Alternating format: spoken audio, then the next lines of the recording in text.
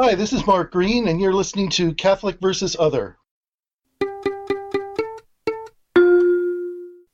Tell the listeners a little bit about yourself, if you would please, who you are, what you believe, and how you came to believe what you believe. Okay, I am a nonprofit professional. I've worked as an executive director and a development director and a public policy director for various organizations. Most of my focus has been on environmental protection and stewardship of the earth, which is sacred to me. I've been an atheist all my life. I've never had any reason to be anything else. And from the time of my late 20s, I have been active in modern paganism. So I celebrate a cycle of holidays around the course of the year, the so-called Wheel of the Year, which includes the solstices and equinoxes, and then the points that are midpoint between those, and do daily observances with my altar here at my home, and am active in the pagan community. I am the moderator and editor of the Atheopaganism website and the Atheopaganism Facebook group. We have a thriving community of people who are not believers in gods, but who practice various kinds of pagan paths as a part of their spirituality. I'd like you to take us back to your childhood. What were the first sort of inklings that you had, the first exposure you had to this idea that some people, some other families, worship God or have religion? Can you talk a little bit about some of the earliest memories you have of discovering that there's this thing called religion and there's this thing called God? Sure. Actually, it never occurred to me. There was no one in my family who was religious. And it never occurred to me that people in this day and age actually still believed in this idea of God until I was in French class in 8th grade, and some member of the class said something about God something or other, and I literally said, "You don't really believe that, do you?" And the teacher interrupted and didn't want to get into a big theological discussion and all that kind of thing. But that was the first inkling that I had. And then I started noticing there are all these buildings around, and these people go there on Sunday, and they do this thing, and that just all seemed very weird to me. Have you ever been inside of a church or a mosque or a temple? Sure, I've been in all of them. Okay. Did you ever get some sort of vibe? Well, sure. I mean, particularly the old medieval cathedrals, the Gothic cathedrals, they're built to do that for you. There's very specific sorts of technological innovations. They're built very vertically so that your eyes will cast up and you'll feel small. The low light conditions tend to augment the emotional parts of the brain rather than the thinking parts of the brain. So, those folks knew what they were doing. They were working with the consciousness of the human brain as it is. So yes, I've definitely got a feeling from some of those places. Other places, particularly the sort of stripped down Protestant or Mormon kinds of things, not so much. They don't use those technologies in a way that's effective. Were you ever tempted to believe in God? Never. Never seen any evidence that gave me any reason to think that there is anything supernatural in the universe. What if I told you that God lives in a petri dish in a laboratory? Would you believe me? I'm being facetious. Okay. We would have to have a conversation about how we define God. Well, it's not part of nature, that's for sure. He's not going to be in a petri dish in the laboratory of the scientist looking for God, that's for sure. Yeah, see, I don't believe that there is anything in existence that isn't natural. I am a strict naturalist. Are you a hard determinist, meaning that there is no free will? Yes. Okay, so you don't believe that there is morality? Oh, yes, I believe there's morality. How does that work? We have to pretend that we have free will whether we do or not, because we are unaware of the pre-existing conditions that lead us to our deterministic behaviors. So it's not possible for us to operate a society, for example, where you can kill somebody and nothing happens to you because it was predetermined. That's not functional. Yeah, the illusion of morality is there, just like the illusion of free will is there, but there's no reality of free will and there's no reality of morality, right? Because if from your deterministic worldview, we're supposed to do everything that we do. But the concept of morality is basically that there is a different outcome, an eternal outcome that differentiates those who make good choices and those who make bad choices. In other words, there is, in your worldview, there is absolutely no difference in outcome between the best case scenario and the worst case scenario for any human being based on the choices that they are determined to make. They're both headed for complete annihilation. Is that right? Oh, yes. Yeah, there's no afterlife. There's no cosmic judgment. There's no moral order to the universe. The universe is an insensate process, which is in the process of unfolding according to the laws of physics. Yeah. So when you get all uptight and uppity and feeling morally superior, I'm not talking about you in particular, but even you're a human being, so you're subject to these movements, right? Sure. That's just theater, right? Well, I wouldn't say so much that it's theater as that it's what we have to do in order to make moral sense out of our universe. We have to condemn what is unjust. At least I hope we do. And increasingly in this society, in the United States, it's becoming somewhat faddish not to decry injustice, in fact, to call for it. But there's no conceivable way that humans can live with one another in a context where violence and oppression are indulged simply as inevitabilities. And we will never know to a 100% certainty whether our universe is deterministic or not, particularly because of the nature of quantum mechanics. Quantum mechanics is a probabilistic universe rather than a deterministic universe, although the theory is that if you understand all of the conditions that lead up to a given problem solution, you could actually solve the uncertainty principle. But because we will never know for certain whether free will is real or not, we have to behave as if it is.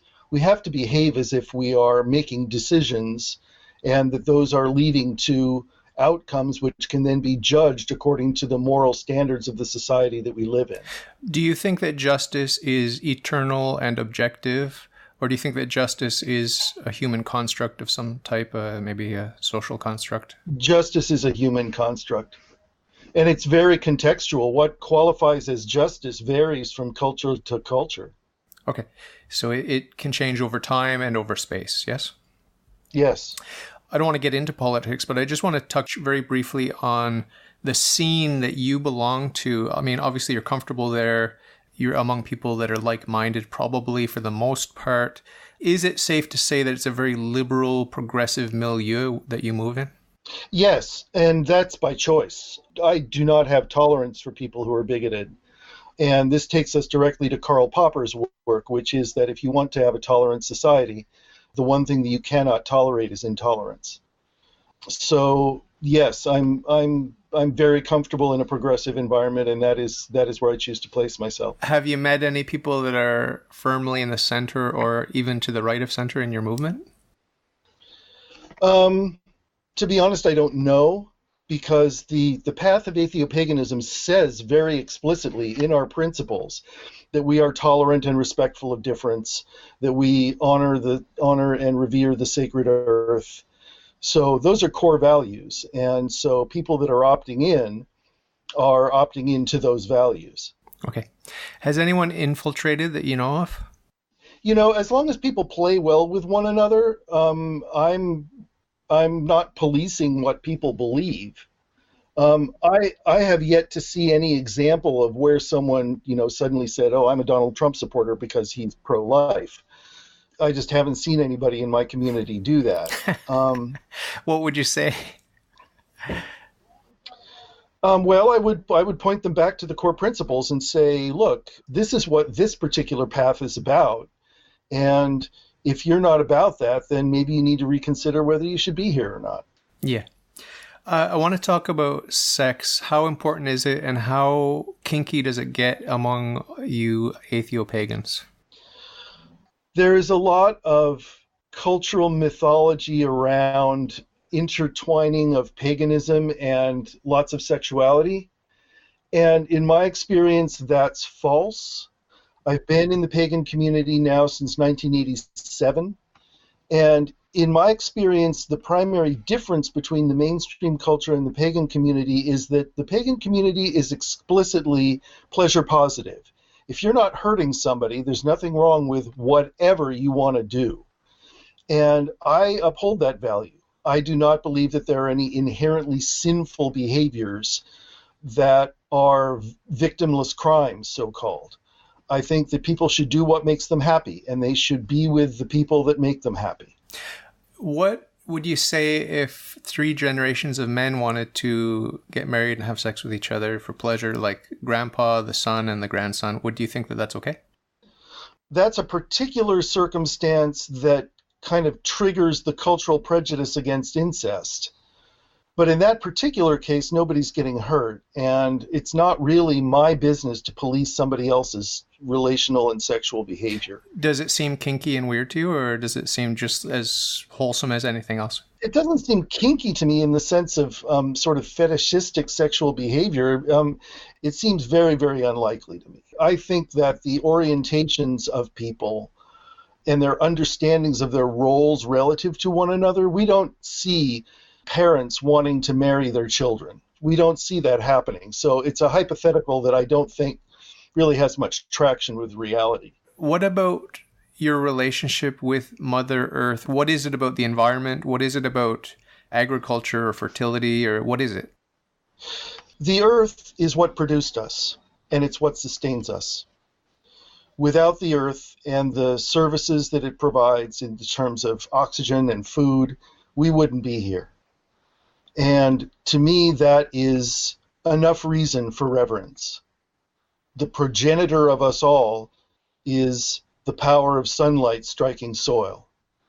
And when we lose sight of that, we start to move away from a sacred and healthy relationship with the earth, which is the unfortunate circumstance that we see ourselves in today.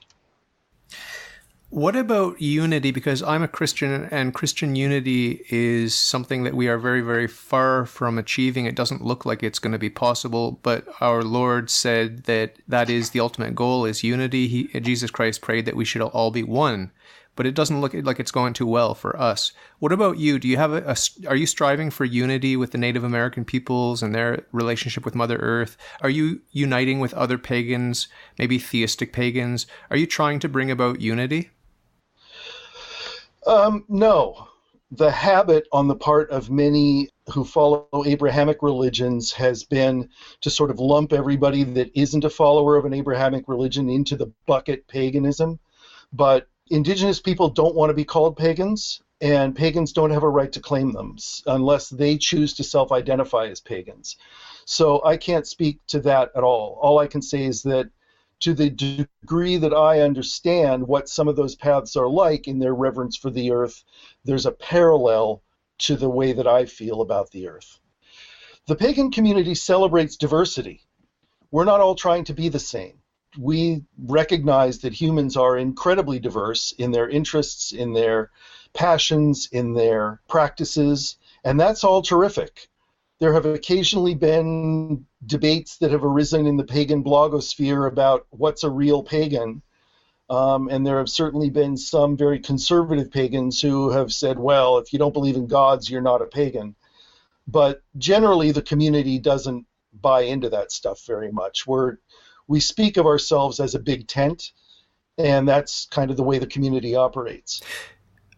Is it easy for you to summarize quickly the principles or the doctrines or the dogmas of your particular branch of paganism?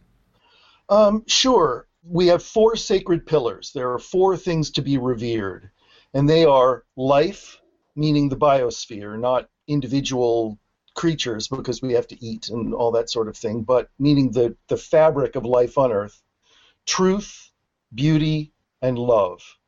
All of those are things that are to be honored and revered and encouraged in the world. And then there are 13 principles, and they are all in the form of I statements. So principle 1 is skepticism. I recognize that the metaphorical is not the literal. Number 2 is reverence. I honored the earth which produces and sustains humanity. Number 3, gratitude. I am grateful for my life and its gifts. Number 4, humility. I am humble because none of us is better than anyone else. Number 5, I have perspective. I laugh a lot, including at myself. Number 6, praxis. I enact regular ritual in observance of my religion. Number 7, inclusiveness. I celebrate diversity and am respectful of difference. Number 8, legacy. I recognize and embrace my responsibility to the young and to future generations. Number 9, responsibility. I acknowledge that freedom is tempered by responsibility. Number 10, pleasure positive. I celebrate pleasure as inherently good, so long as others are not harmed in its pursuit and the 4 pillars are respected. Number 11, curiosity. I understand that knowledge is never complete. There is always more to be learned. Number 12, integrity.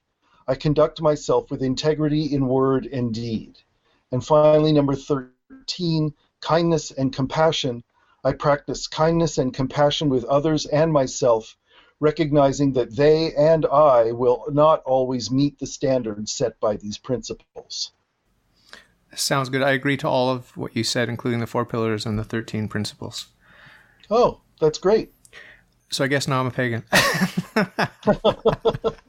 Could be if you chose. What is religion for you? Because I asked Eric Steinhardt, he didn't know. Well, I always start by telling people that among scholars of religion, there is no universally accepted definition of religion or of spirituality. There's a lot of debate about exactly what that means, but I do have a definition that I believe encompasses all religions. All religions contain 3 elements. The first is a cosmology, which is a description of the nature of the universe, all of the participating elements of it and how it works and that kind of thing. The second is a value set, which is a set of descriptions of what is moral and how we should live our lives and what we should live our lives for. And then the third is praxis, the observances, rituals, practices, holidays, all of those kinds of things that are a part of a ritual of actually living within a religion. So I believe that those are the 3 elements that comprise a religion. What do you think about the mythical character, as you would see it, the mythical character of Satan? Does it play a role in your lore or no? No, not at all. No, Satan is a Christian myth. I know some pagans who will use the symbol of Satan to represent free will and autonomy, but most pagans just ignore the Christian mythology entirely. They don't deal with Satan, they don't deal with the Abrahamic God, they're on a completely different track. What do you think about Buddhism? Can you talk about Eastern religions, in particular Buddhism? Can you just give me your impression? What do you think about it? Okay, well, to start with, Buddhism is a big category. The differences between something like Zen Buddhism and, say, Tibetan Buddhism are vast. So it's very difficult to make generalized characterizations. What I would say is that Buddhism as a practice is a very powerful set of tools for being able to work with your own psychology. People that are experienced Buddhist meditators are able to process their emotions and kind of control their minds in a much more nuanced and effective way than people that aren't, in my experience. But Buddhism, at least some flavors of Buddhism, doesn't have any deity in it at all. So it's really more of a toolkit than it is a theistic practice. But, then you look at Tibetan Buddhism and they've got all those those demons and bodhisattvas and all that kind of thing, and those are godlike entities. So once again, you can't really generalize. Oh, this brings me to another one of my favorite topics, ancient Gnosticism and then the New Age, this new phenomenon of the New Age. Those are very rich topics. I'm sure you have a lot to say, but it's up to you. Go for it. I don't have a lot to say about ancient Gnosticism because my religion is explicitly and deliberately a forward-facing religious path. We are not drawing on anything ancient from ancient cultures, ancient religions, any of that stuff. Atheopaganism was invented in 2009, and it moves forward from there. And we don't make the error of assuming that because something is old, it's true. The idea that because ideas are persistent that they're worthy is fallacious. It's not really a credible principle. So that's all that I can say about ancient Gnosticism. As for the New Age, I find New Age thinking, behavior, practices to be ungrounded in reality mostly, heavily dualistic in that they tend to believe in a differentiation between the soul or spirit or something like that and the body, which I do not believe. I'm a monist in that sense. And frankly, extremely narcissistic. I find that people who follow a New Age path tend to be really self-obsessed, really all about themselves. They don't tend to have much of an orientation towards making a better world except through improving themselves. So it's not a thing that I'm very interested in. Some New Age kinds of behaviors have infiltrated the pagan community in some sectors. People doing crystal healing and stuff like that. I don't believe in any of that stuff. So in my case, it's just not relevant. Just very briefly, is yoga something that a lot of your adherents would be sympathetic to, doing the practice of yoga, at least on the physical level, if not the philosophical aspect of yoga? Yes, I think so. We haven't really had a conversation about it. I've heard people mention in passing that they were doing yoga, at some particular time. But, stretching and breathing, all that kind of stuff is good for your body. So just as a health regimen, yeah, it's probably a good thing. I want you to talk about the inner life, an example of someone that lived that quest for a rich inner life. Carl Sagan. I think Carl Sagan's groundedness in science and his genuine awe and wonder at the incredible nature of this universe and his ability to communicate that to others would be a really good example of the kind of inner life that he was clearly a deeply curious and happy person. And what atheopaganism is about is being wiser, kinder, happier, and participating in making the world wiser, kinder, and happier. You said that this was founded in 2009. Was it founded by you? Is that what you said? Yes. This is a particular path. There are other atheist pagan paths, humanistic paganism, naturalistic paganism. Mine, with the 13 principles and the 4 pillars and that kind of thing, is something that evolved over the course of about 8 years of my own thinking. And when I kind of threw it up there on the internet, I all of a sudden discovered that a lot of people were saying, this is great, this is exactly what I believe, I want to be a part of this. If it's not too delicate, is there any money-making aspect to your organization? There's a little bit. I have a Patreon, and so I make a few $100s a month off the Patreon that kind of helps me to keep producing materials and resources for the website and managing the various social media environments that we have and that sort of thing. But no, I need to have a real job. Okay. In the course of the 10 years that you've sort of been public with this, can you just talk me through some of the highs and lows in terms of maybe one or two of the big obstacles you've encountered and how you dealt with it, please? Okay. I'll talk about an external obstacle and an internal obstacle. The external obstacle was that when I first came forward with atheopaganism to the pagan community, there were already other people like John Halstead and John Cleland Host and folks like that who had been advocating for non-theist paganism for a while. But apparently my program really sort of struck a nerve when we kind of made a splash on the internet. And there were some people in the broader pagan community who were saying, no, this isn't right. You have to worship gods in order to be a pagan.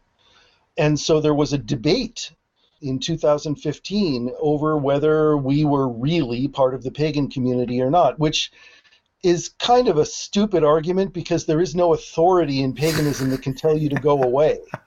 It's not like we have a pope.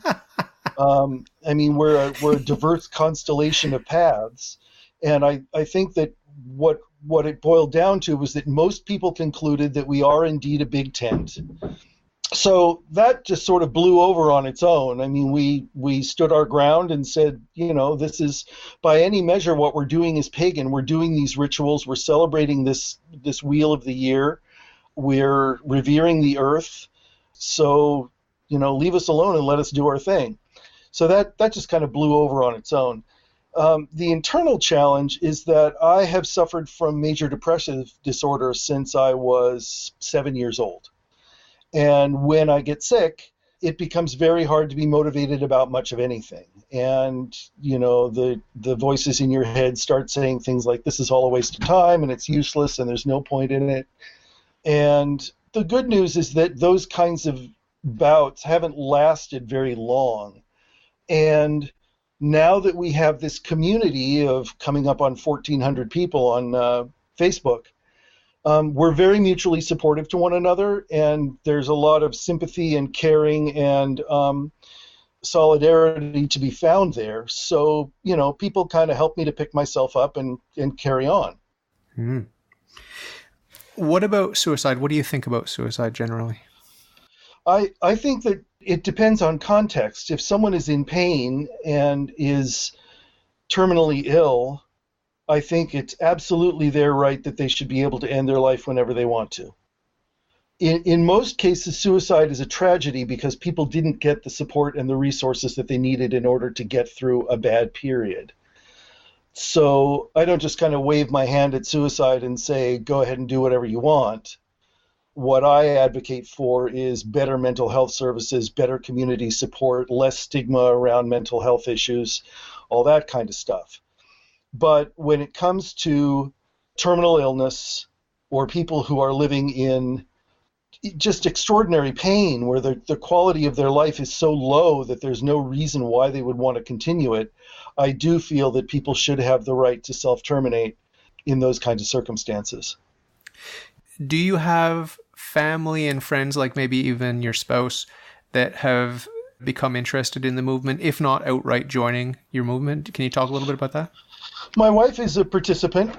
She's also an atheist pagan. She's been in the pagan community for longer than I have, but similarly has, come around to the recognition that there's a lot of chaff with the wheat when it comes to stuff that the pagan community does and believes. So, she definitely comes along with me on this stuff. And yes, many of my friends have come to our rituals and participated in our gatherings and that kind of thing. Although still, because we are a subculture of a subculture, we're very thinly spread around the world and it's hard to put together in-person events. Really quick question about food. Is there anything to talk about with food and your particular movement? Everybody needs to make their own moral choices about what they eat. I choose not to eat veal, for example, because they torment the animals in order to make the veal, and I won't eat it. I won't eat apex predators of any kind, like sharks. Eating a shark is like eating an eagle. It's not the right thing to do for an ecosystem. I am an omnivore, but I try to source my food locally and as minimal a footprint as possible. I know that there are other folks that are in our group who are vegans or who have other sort of dietary conditions, but ours is not. It's not a path of rules. It's not an authoritarian setup that way. Can you just talk about ritual? Can you just give the listeners a little idea about your rituals? Yes. Why don't I tell you about a ritual that my ritual circle does every year at Halloween time. And Halloween, or Hallows, is the festival of death. It's the festival of endings, and it's the beginning of winter. So what we do is we start in a circle around a fire, which is unlit. And so we have an altar set up with all kinds of various symbols, and it's lit only by burning jack-o'-lanterns. The candles on it haven't been lit yet. So we're mostly in darkness. And we talk about the year that's happened over the course of the previous cycle, and what we've appreciated about it, and what we feel ready to let go of or to be finished with. And then when everyone is ready, we take a walk down through the woods to a very dark area which we have designated as the land of the dead. And then we speak to those that we are grieving for, who we've lost over the course of the last year, or who we're still feeling grief about. And we talk to them. We tell them that we love them and we miss them and we wish them well. And of course, this is all metaphorical. But that doesn't mean that the ritual isn't very impactful on us psychologically. It makes a big difference to us. So we spend some time with our beloved dead, and then we proceed back up to the circle, and we light the fire, and we sing songs together about how we are alive, and we share wine and chocolate, and enjoy one another's company around a nice toasty fire, and feel the feeling of having been returned to life again. And then when we're done with our ritual, we go inside and we have a wonderful feast. And that's a ritual that we do every year, and it's profound. It's very, very moving. I wouldn't say that it's like any of the other rituals that we do, because each one is kind of tailored on its own. But I love all of the 8 holidays for their varying qualities. And, well, we're about to celebrate the point between the winter solstice and the spring equinox, which in my Aethiopagan cycle, because Aethiopagans tend to develop their own cycle of holidays based on the climate of where they live, so that we're connected to the fabric of what's happening with the earth at the time that we're doing the celebrating. So for my celebration at the beginning of February, I call it River Rain. It's the festival of water, because where I live, this is when all the rain comes for the whole year. January and February is when we get almost all of the rain that we have for the whole year. And so it's the celebration of water and flowing and deep emotions and poetry. And then comes the spring equinox, which I call High Spring. And that is the celebration of childhood and innocence and new initiatives and planting things, colored eggs and candy, and we play childhood games and that kind of thing. Then comes May Day, which is the celebration of adulthood and sexuality and responsibility. And then comes Summer's End at the beginning of August, which is the celebration of work and technology and effort, because it was the time when the agricultural people really had to do the hard work in order to start bringing in the harvests. September is the autumnal equinox, which we call harvest, and that is kind of like pagan Thanksgiving. It's the harvest time when all the vegetables and the wine and so forth are all coming in, and we celebrate that with a great big feast. And then comes Hallows, which I already talked about, which is the beginning of winter and the celebration of death and endings. So that's the site. Oh, I'm sorry, and I forgot Yule. Yule is the first one, which is the winter solstice, and it's the festival of lights and the returning of the growing sun. And that's a time for celebrating friends and family and community and huddling together to get through the dark winter months. So I don't know if you know, but at the end of all my interviews, I ask my guests to give the closing thought. So what sort of positive message could you give just as a final closing thought? The good news is that life is long. However hard it is, there's always an opportunity for something new to happen. And this is the thing that I've learned as I've gotten older. When I remember the trauma of like a relationship breakup when I was 20 years old, I didn't have enough life experience to know that things get better. You can come into times of terrific happiness after having had terrible losses that you feel like you'll never recover from. We have a bumper sticker for Aethiopaganism that's available on our Zazzle store. And it just says 4 words. And that's really what our path is about. And it's what I hope will come to every one of your listeners. And those 4 words are love, kindness, reason, and wonder.